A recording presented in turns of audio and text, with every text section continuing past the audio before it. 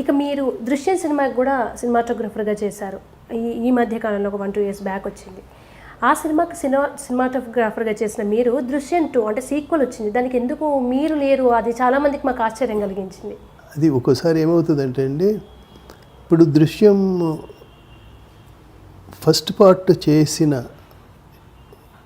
Crew ఉంటారు కదండి, ఇప్పుడు ఇప్పుడు ఆ డైరెక్టరే ఇప్పుడు తెలుగు సినిమాకి ఆ డైరెక్టర్ చేయలే. ఓకే. ఇప్పుడు తమిళ సినిమాకి ఆ ఒరిజినల్ ఆయనే చేస్తున్నారు, జీతు జోసెఫ్ అని ఆయన సినిమాటోగ్రాఫర్ ఉంటారుగా. మళ్ళీ కొత్తగా నేను అంటే ఆయనకి ఒక బాండేజ్ ఉంటుంది కదా, so they are continuing.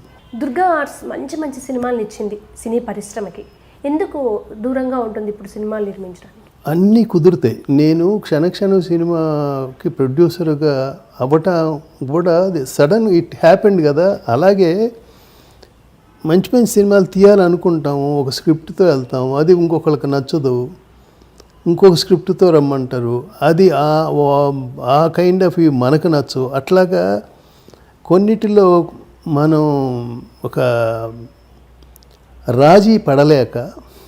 Rajamouli గారితో సినిమా చేస్తున్నారని ఒక టాక్ వచ్చింది, అందులో ఎంతవరకు నిజం? అవునండి, అవును.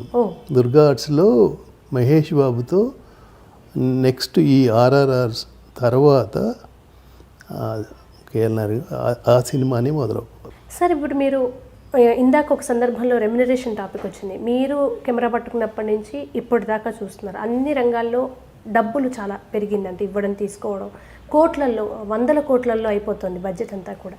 ఇది ఆనందించదగ్గ పరిణామమే అంటారా? భవిష్యత్తులో ఏమైనా ఇబ్బంది ఉంటుందా దీనివల్ల?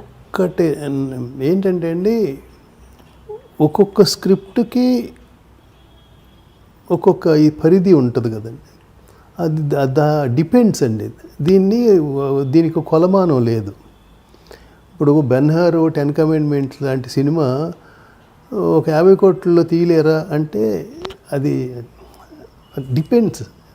దానికి అంత ఖర్చు పెడితేనే దాని హిస్టారికల్ బ్యాక్డ్రాప్స్ కానీ, అటువంటి సెట్స్ కానీ, అటువంటి స్పెషల్ ఎఫెక్ట్స్ కానీ అన్నీ చెయ్యాలంటే తప్పదు.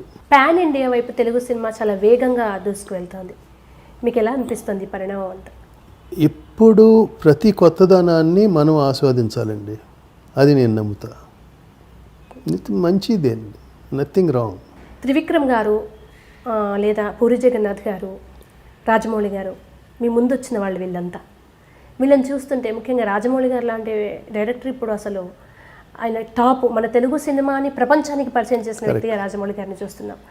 ఈ వే ఆఫ్ టేకింగ్, వాళ్ళు కొత్త కొత్తవి నిర్ణయించుకుంటున్న విధానాలు చూస్తున్నప్పుడు స్టార్టింగ్లో మీరు భయపడ్డారా? ఈ నిర్ణయం ఇంత ధైర్యమైన నిర్ణయమా, ఇంత బడ్జెట్ అని భయపడ్డ సందర్భాలు ఉన్నాయా? అసలు అప్పుడు సినిమా రిలీజ్ అయ్యేంత వరకు వీటి గురించి తెలియదు అండి. సినిమా చూసిన తర్వాత మన తెలుగు ప్రజలు గర్వించదగ్గ డైరెక్టర్ దొరికాడే అని ఫీల్ అయ్యాను తప్పితే, మీరు ముందు ఈ బడ్జెట్లు వీటి గురించి నేను అసలు ఎప్పుడు వాటి గురించి తర్వాత చూసిన తర్వాత ఎంత ఉంటుంది, ఎంత గొప్పగా తీశారు అని. సినిమాటోగ్రఫర్గా ఉన్నప్పుడు రకరకాలుగా ఉంటాయి. ఒకటేమో లవ్ స్టోరీ ఉంటుంది, ఒకటేమో ఫైటింగ్ ఉంటుంది, ఒకటేమో కొంచెం మీరు అన్న ఫ్యామిలీ డ్రామా ఉంటుంది. ప్రొడ్యూసర్గా, డైరెక్టర్గా మీకు ఎటువంటి తరహా చిత్రాలు ఇష్టం? అదండి, ఎన్ని హ్యూమన్ వాల్యూస్ ఉండే ఏ సినిమా అయినా ఇష్టమేనండి నాకు. అది ఎటువంటిదైనా పర్లేదు. మీరు ఇందాకన్నా ఎమోషన్స్, వాల్యూస్ అవి మాత్రం బేస్ అది ఉండాలి. కరోనా టైంలో థియేటర్స్ నుంచి ఓటీటీకి మారింది. అంటే సినిమా తన ప్రయాణాన్ని, తన నడకను మార్చుకుంటూ ప్రవహిస్తున్న నదిలాగా ఉంది. ఇప్పుడు ఓటీటీ వైపు మళ్ళింది. సినిమా వాళ్ళకి ఓటీటీ ఎంతవరకు లాభదాయకం? ఇది ఇలాగే కంటిన్యూ అయితే ఏమైనా నష్టపోయే అవకాశం ఉందా ఓటీటీపై? ఏమీ లేదండి, ఏమీ లేదు. సినీ రంగంలో పనిచేసే వర్కర్స్కి కానీ వీళ్ళకి కానీ అందరికీ పని దొరుకుతుంది. అన్ని రకాలుగాను చిన్న నిర్మాతలు, అంత పెద్ద బడ్జెట్స్తో తీయలేనటువంటి వాళ్ళు ఇట్లాంటి మంచి మంచి చిన్న చిన్న స్క్రిప్ట్లు, ట్రూ స్టోరీస్ లాంటివి ఎటువంటి తీయొచ్చు. అన్ని రకాలుగాను మంచిదేనని నా ఉద్దేశం అండి.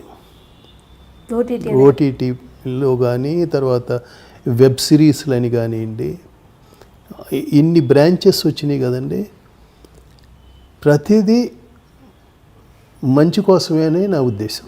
సార్, ఇప్పుడు పూరి కనెక్ట్స్ కానివ్వండి, గుణశేఖర్ గారు కానివ్వండి, కొత్త వాళ్ళకి అవకాశాలు ఎక్కువగా ఇస్తూ రకరకాల అంటే కథల కార్ఖానాలు పెడుతున్నారు వాళ్ళు. దాని నుంచి తెలుసుకోవచ్చు. షార్ట్ ఫిల్మ్స్ వస్తున్నాయి. మీరు ప్రతి టెక్నాలజీని అడాప్ట్ చేసుకునే పర్సన్ చూస్తున్నారా? కొత్త టాలెంట్ ఎవరైనా బెస్ట్ ఉంటే దుర్గా ఆర్ట్స్ నుంచి ఏమైనా అవకాశాలు వచ్చే ఛాన్సెస్ ఉన్నాయా? First I believe in script అండి.